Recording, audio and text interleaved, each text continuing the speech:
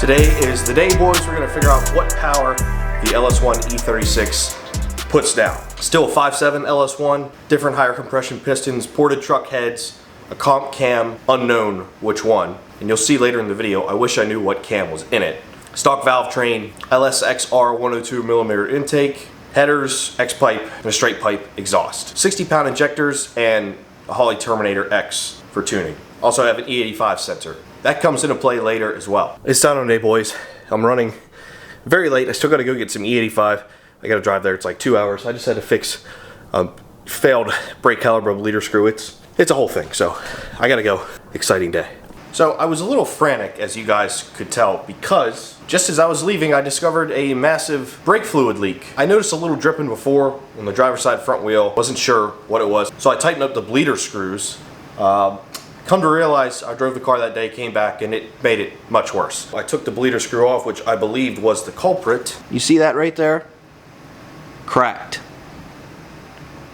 Nice crack in the bleeder screw. That's not supposed to be there, so it was time to go, to leave for the dyno day. It's supposed to take about an hour and a half to get there. I punched in the GPS, it said it's gonna take 2 hours. I ran to the parts store real quick, and luckily they had these. I thought these might be unique to the Wilwood calipers. Luckily they're not, they're just standard 10mm bleeder screws. Popped actually 2 new ones in the driver's side, just to be safe, and it was good to go. No more leak. Still had to get E85, and then on the road we go. We're on the way.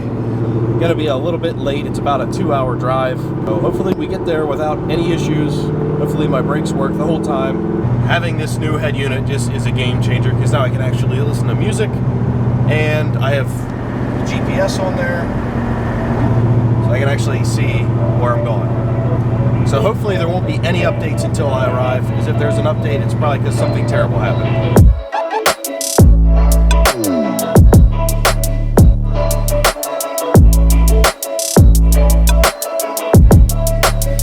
Alright, we're just about here, boys. Gonna pull in. You know, I can figure out where I'm going. These Prius brake lights are blinding. Pull it in, get it up on the dyno, see what kind of numbers she's putting out. I'll see you guys after the fact.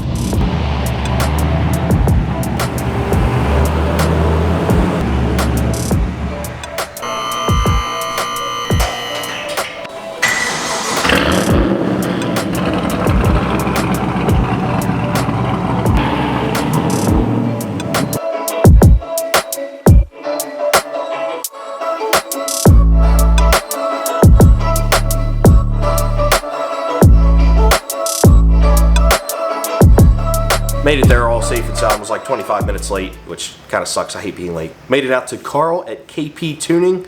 He's out near Philadelphia. In addition, on the way there, I missed an exit and had to drive through downtown Philly in my LS swapped E36. That's darn near race car status. Yeah, people just park in like the middle turning. It was whatever. It was a show. Didn't break down, no hiccups, no nothing. So I was happy about that.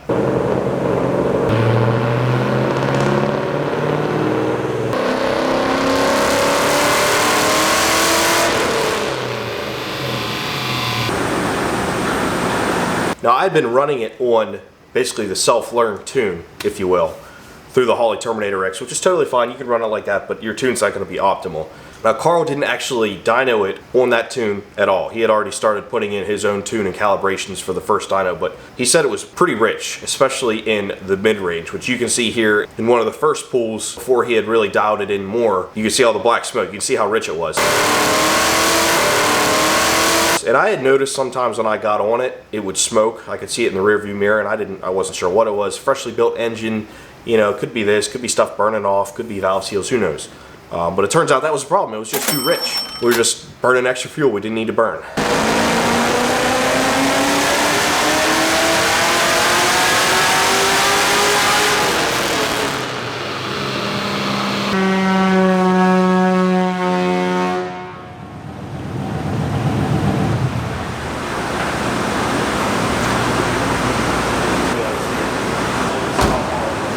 So after the first couple pulls, we had to stop, and he actually waved me over. Turns out I was having a misfire, which I was just thinking the worst. I was like, oh boy, what can all this be? Upon first inspection, Carl had actually noticed my spark plug wires, the heat wrap around, and they were still basically touching the headers. And he said, this might be a problem. Well, lo and behold, it was a problem. The heat from the headers burned through 2 spark plug wires, and it was causing a misfire. It wasn't terrible. Just when he got on it and the engine bay was getting hot, it started misfiring. So luckily he had some Excel ceramic plug wires laying around. We threw 2 of those in, and that fixed the misfire issue completely. And he got back to doing his thing on the dyno.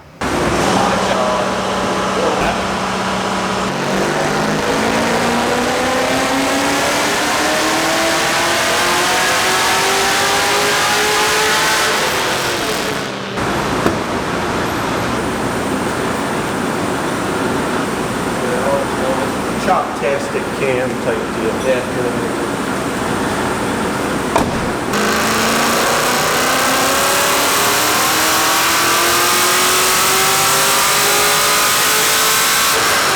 So after the first couple runs, we got a full pull, made right around 406 wheel horsepower and about the same torque. So those were our initial numbers. And after that, Carl just started dialing in the tuning to get the max horsepower and drivability out of my setup.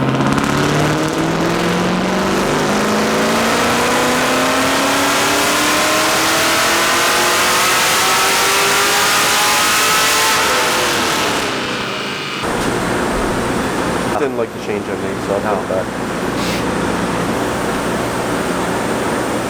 A few more pulls later, we got numbers of 409 wheel horsepower and 406 torque. Carl seemed to think that was about all this engine had in it. What he had noticed is the engine stopped making power after about 5,700 RPM. So he believes that's either due to the cam that's in it, most likely, or perhaps the heads that are on it don't flow well enough, one or the other. So he said if I simply swapped out the cam, I'm probably getting 20 to 30 more wheel horsepower out of the setup. That'll make the horsepower keep climbing with the RPMs. So that's something I'll consider in the future.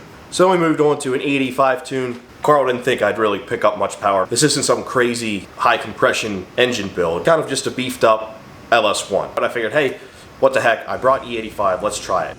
So we hooked the fuel line up to the fuel rail, drained all of the 93 octane that was in it into a jug, and then I filled it up with the E85 I got from my local sheets, which if you see here, it ended up being about E55 because we drained the tank completely.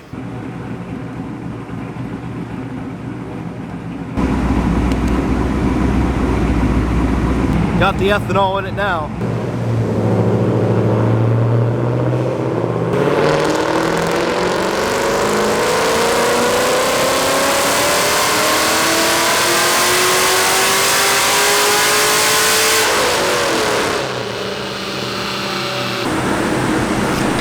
Break your handle every time I pull it. Did you change anything on the tune for that? Just the fuel. I'm gonna do a little timing and see the response to it. Okay.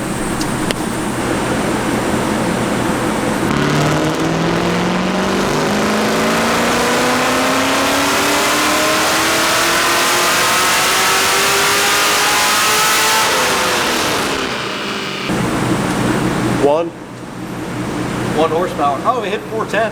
Yeah. That's about usually what I see, depending on what I can do with it on pump gas. Yeah. On motor, unless you got like high compression or something like that, it doesn't warrant it. It doesn't pick up much. Like you pick up a little bit in torque down here, so you can see it down here. Yeah. But up top, it's same pretty much. Basically, just get a little bit down low. And we just tickle 410 up top. So you think there might be like another 20 horsepower in it with a better cam up top? Okay. Not a question about it. If you get the right cam, it could do close to 30.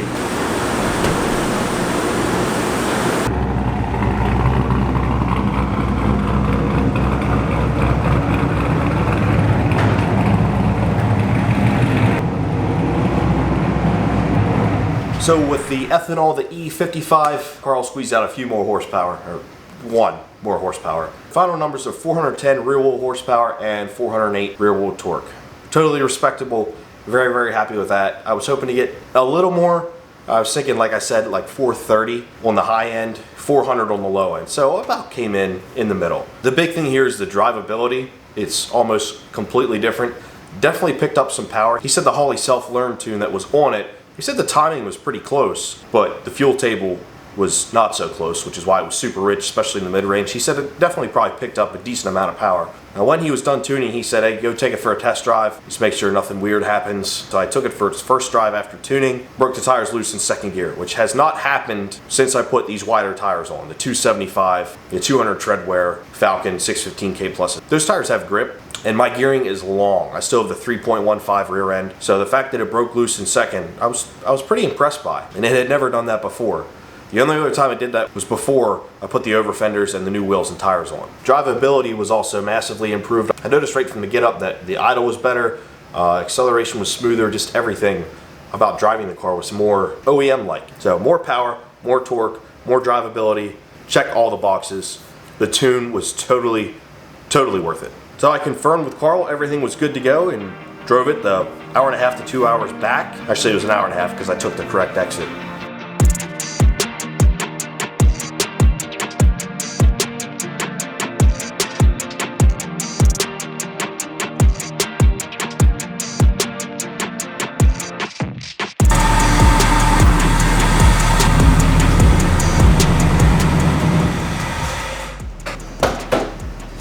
Made it home in one piece with a non-broken car.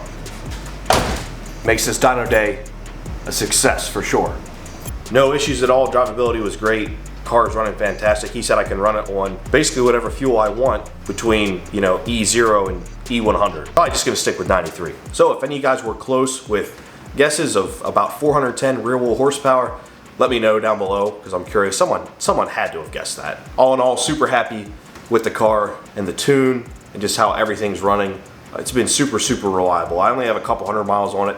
Drove it almost a 4-hour round trip out through Philly, came back with no issues, so I'm pumped. So that's all I got for this video, boys. Thanks for watching. Got some mods sitting over there in the garage ready to go in the car, so you'll see some more mods in the next video. We'll see you then.